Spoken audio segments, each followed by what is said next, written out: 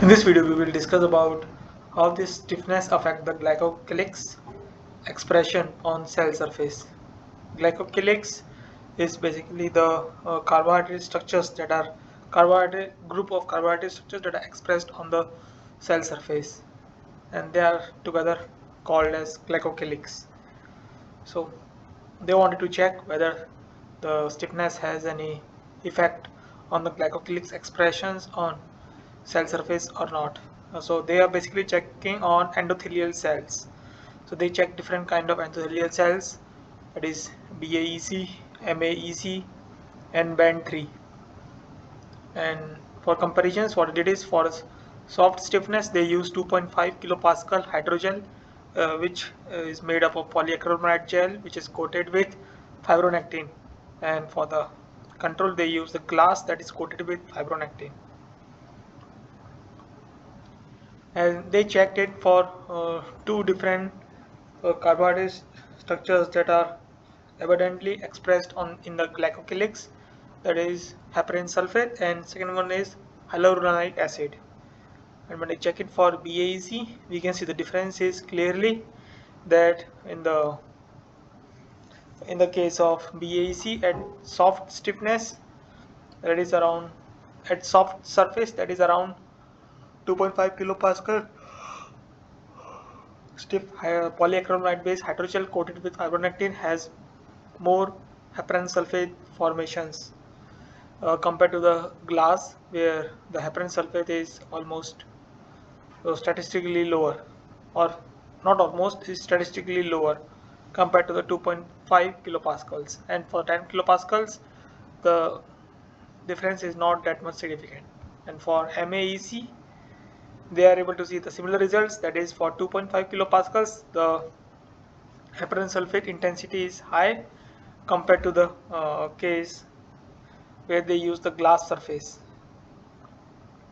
And for the band 3, they can see uh, they can see the similar results for heparin sulfate, that is at 2.5 kilopascals the heparin sulfate intensities are higher compared to the glass, and the results are statistically significant. That is, in the glass the heparin sulfate amount is significantly lower compared to the 2.5 kilopascals polyacrylamide based hydrogels coated with fibronectin.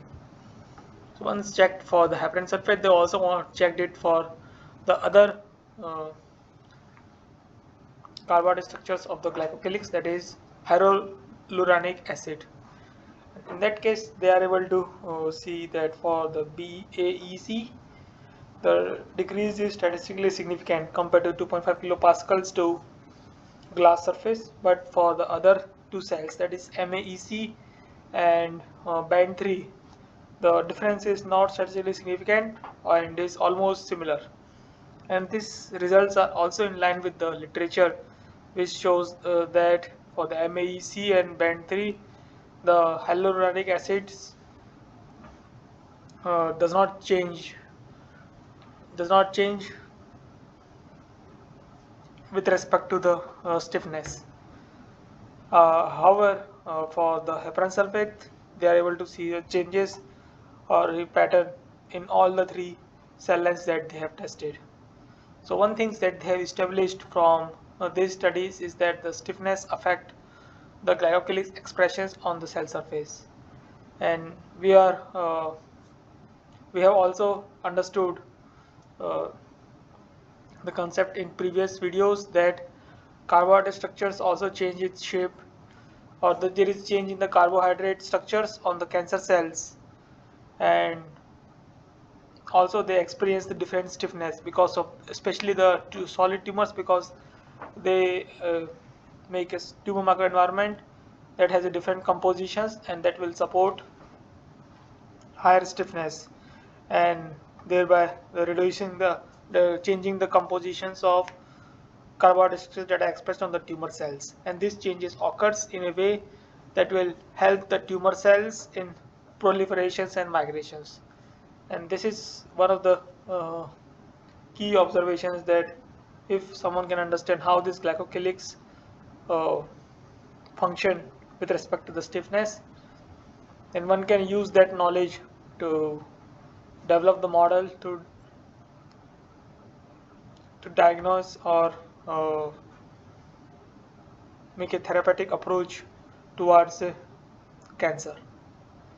So this is for this video we have discussed about the effect of stiffness on the heparin sulfate and hyaluronic acid, thereby predicting what will be the effect on the glycocalyx expression. If you need to understand more about these experiments in detail, you can go through the reference that has been provided in the description.